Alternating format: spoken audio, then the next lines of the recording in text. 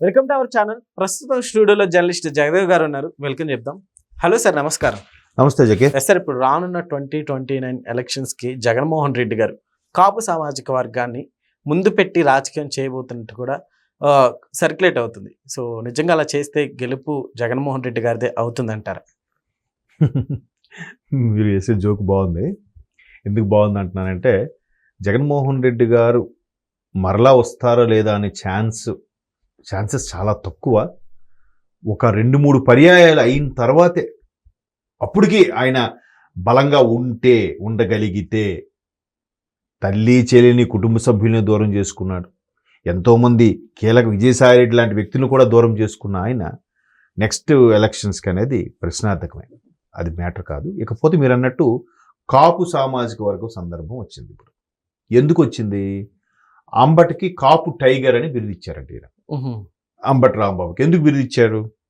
చంద్రబాబు నాయుడు గారిని లేదా లోకేష్ గారిని, చంద్రబాబు నాయుడు గారి కుటుంబాన్ని ఎవరు తిడితే వాళ్ళకి అందరం ఎక్కిస్తారు, వాళ్ళకి మంత్రి పదవులు ఇస్తారు, వాళ్ళకి ఎమ్మెల్యే టికెట్ ఇస్తారు. అది ఆయన కాన్సెప్ట్.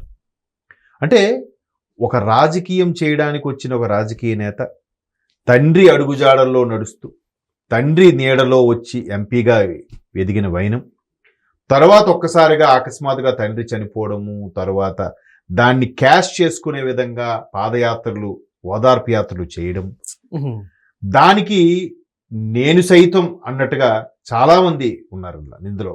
నిజంగా వీళ్ళందరూ కూడా రాజశేఖర రెడ్డి గారి యొక్క అభిమానులే, రాజశేఖర రెడ్డి గారి యొక్క మేనియానే నడిపించిన వాళ్ళు వీళ్ళు. సో అది ఈయన క్యాష్ చేసేసుకొని సీఎం కూడా అయిపోయాడు. ఏంటి, 16 నెలలు 18 నెలలు జైల్లో ఉండొచ్చిన తర్వాత కూడా దాంట్లో కీలక భూమిక పోషించింది దెర్ ఇస్ డెఫినెట్లీగా నో డౌట్ షర్మిలమ్మ గారు, డౌటే లేదు. బట్ అది చాలామంది వీళ్ళకి చెప్తే ఇప్పుడు డైజెస్ట్ అవ్వదేమో. అయితే 19లో గవర్నమెంట్ వచ్చిన తర్వాత మాకు తిరుగులేదు, రాబోయే 30 ఏళ్ళు నేనే సీఎం ఉంటా, నాకు ఎవడు అడిగేవాడే లేడు, నాకు అడ్డు చెప్పేవాడే లేడు, నేను ఏదైనా చేసుకుంటా, నా నా ఫోటో పెడితే చాలు ఒక కుక్క పెట్టినా గెలుస్తుంది అనే ధోరణిలో కూడా విమర్శలు వినిపించాయి ఆయన మీద. మేబీ ఆయన కూడా, ఎందుకంటే ముఖ్యమంత్రి అయిన తర్వాత ఎవరిని కలిసేవాడు కాదంట ఆయన, ఎవరు చెప్పినా వినేవాడు కాదంట. అంటే ఒక రకమైన అది తలకెక్కిందా లేదంటే ఆయన బిజీగా ఉండడం వల్ల జరిగిందో తెలియదు, కానీ మొత్తం మీద ఈ విమర్శలు అయితే ఉన్నాయి ఆయన మీద.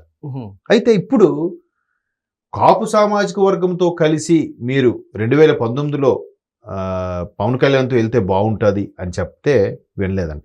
అంతకుముందు 2014లో కూడా ఆయన పోటీకి రావట్లేదు కాబట్టి జస్ట్ ఆయన మీకు మద్దతు ఇచ్చేలాగా చూడండి అన్నా కూడా అప్పుడు ఆయన ఇలాంటి సందర్భాల్లో మనకి దూరదృష్టి రాజనీతిజ్ఞులైన బాబు గారు లాంటి వాళ్ళు ఉంటేనే బాగుంటుంది అన్నారు. ఇప్పుడు బైఫ్రికేట్ అయిన తర్వాత పవన్ కళ్యాణ్ గారు, చంద్రబాబు నాయుడు గారు అంటే చంద్రబాబు నాయుడు గారికి పవన్ కళ్యాణ్ గారు సపోర్ట్గా మాట్లాడారు.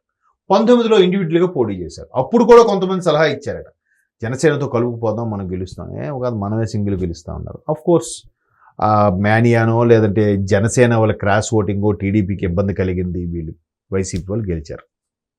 సో అప్పుడు కూడా ఈవీఎంలే, అప్పుడు టీడీపీ వాళ్ళు ఈవీఎంలు ట్రాష్ గీసేయం అనలే.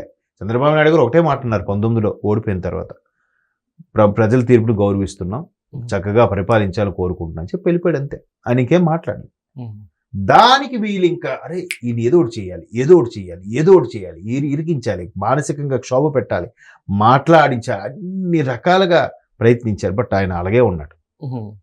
ఇంకా ఒక ఫైన్ డే బోరుని వెలిపించాడు మీడియా సార్. ఎప్పుడు ఆయన ఏడవడం కానీ నవ్వడం కానీ అతిగా ఎప్పుడు ఉండదు. లిమిట్, ఎక్కువ నవ్వు వచ్చినా కూడా చిన్న స్మైల్ అంతే.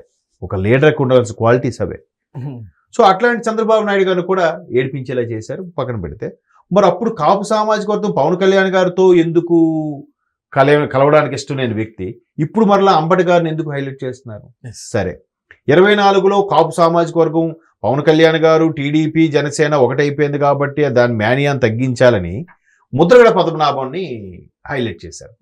ఆయన ఏంటి, టు ఆంధ్రప్రదేశ్ అన్నాడు. ఆయన నీకెందుకు 1000 కార్లతో వచ్చి జన సమీకరణ వస్తా చేరుతా, గెలుపు మీది కాకపోతే ఇంటి పేరు మార్చుకుంటాను కూడా అన్నాడు ఆయన.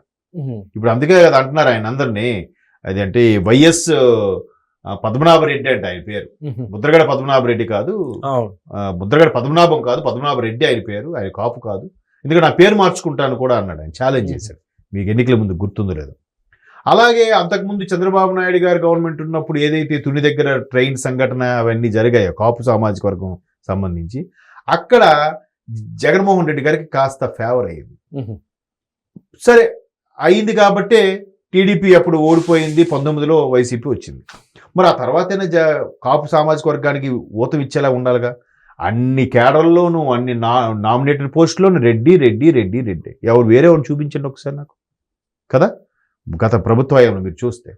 అయితే ఇప్పుడు అంబటి గారు చేసిన వ్యాఖ్యలకి ఎప్పుడైతే ఈ అరెస్ట్ చేశారో, కార్యకర్తలు దాడులు చేశారో, ఒక్కసారిగా వాళ్ళ అమ్మాయి తెర మీదకి వచ్చి ఇది మా నాన్న మీద చేస్తున్న దాడి కాదు, ఒక కాపు నాయకుడి మీద చేస్తున్న దాడి అంట. చూసారా, మాట్లాడింది మీ నాన్న, దుర్భాషలాడింది మీ నాన్న, ఎంటైర్ జాతి మొత్తానికి ఆపాదించేస్తావా తెలివితేటలు కాకపోతే. అంతకుముందు జోగి రమేష్ గారు కూడా గుర్తుందా, మాజీ మంత్రి జోగి రమేష్ గారు అరెస్ట్ అయితే ఒక దళితుడిని పట్టుకున్నా, నువ్వు మంత్రిగా ఇంకా దళితుడేండా, పేదవాడికి అలాంటివి వాడుకోవడానికి బాగుంటది కానీ వీళ్ళు పేదవాళ్ళ మంత్రిగా చేసి అదేంటి అంబాపురం భూములని కబ్జా చేసిన వాళ్ళకి వీళ్ళకి ఇంకా సానుభూతి ఇవ్వాలా? అంటే వీళ్ళ మీద దాడి జరిగితే ఒక యావత్ జాతిని ఆపాదించేస్తారా? అంటే బలం, జాతి బలం తెచ్చుకొని లేనిపోని అపోహలు, లేనిపోని ఎలిగేషన్ క్రియేట్ చేసేసి కులాల మధ్యన గొడవలు పెట్టేయాలి. ఇది కాన్సెప్ట్. అంటే సొంతంగా నిజాయితీగా లేదంటే మంచి పనులు చేసి గెలిచే సత్తా లేదు. లేనోడే తప్పుదో పడతాడు, బూతులు మాట్లాడతాడు. నీకు అడిగి చేతకానోడే ఆర్గ్యుమెంట్లోకి వెళ్ళి బూతులు మాట్లాడతాడు. సో ఇక్కడ అంబటి గారు అమ్మ ఈ విధంగా మాట్లాడిందంట. మాట్లాడితే దాన్ని అబ్బా ఎంత మంచి పాయింట్ మాట్లాడిందో అని చెప్పి మీరు అన్నట్టు ఆ వైసీపీ డబ్బా శ్రేణులు డబ్బా కొడుతూనే ఉన్నాయి. సరే ఆమె అంత బాగా మాట్లాడితే మరి జగన్మోహన్ రెడ్డి గారు గవర్నమెంట్ ఉన్నప్పుడు కాపులకి ఎక్కడ ప్రాధాన్యత వచ్చింది? ఇదే అంబటి గారు ఒకప్పుడు వంగవీటి గారి అనుచరుడుగా కూడా ఉన్న సందర్భాలు ఉన్నాయంట. అంటే ఆయన అభిమాని, అనుచరుడుగా కాకపోతే ఆ కార్యక్రమాలకి కొంచెం ఉత్సాహంగా పార్టిసిపేట్ చేసి ఉండొచ్చు. ఒక రకమైన ఫేవరిజం ఉంటుంది కదా ఎవరికైనా. మరి పవన్ కళ్యాణ్ గారు అదే ప్రశ్నించారు. నిజంగా వంగవీటి గారు ఇలా చిటికేస్తే 1,00,000 మంది వస్తారు, ఆయన వెనక ఎప్పుడు జనసందోహం ఉండేది, అటువంటి వంగవీటి గారిని దారుణంగా చంపేశారే. మరి నిజంగా అంత జనాదరణ నేత ఉంటే ఆ కాపులందరూ ఆయన వెనక నిలబడి ఉంటే నిజంగా ఆయనకి ఆ పరిస్థితి వచ్చుండేదా అని ప్రశ్నించాడు ఒకసారి పవన్ కళ్యాణ్. నిజమే కదా, అంబటి గారు అప్పుడు యుక్త వయసులో ఉండి వాళ్ళకి ఫాలోవర్స్గా ఉన్నప్పుడు అప్పుడు ఏమైంది మరి వంగవీటి గారు చనిపోయినప్పుడు? ఇప్పుడు ఆయన కాపు టైగర్ అంట, వాళ్ళ అమ్మాయి ఆయన దాడి యావత్ జాతి మీద దాడి అంట. ఏంటి మహాత్మా గాంధీ మీద దాడి చేస్తే యావత్ భారతదేశం మీద దాడి చేసినట్ట? అంటే చూడండి ఎలాగ రాజకీయ రంగు పులుముతున్నారో.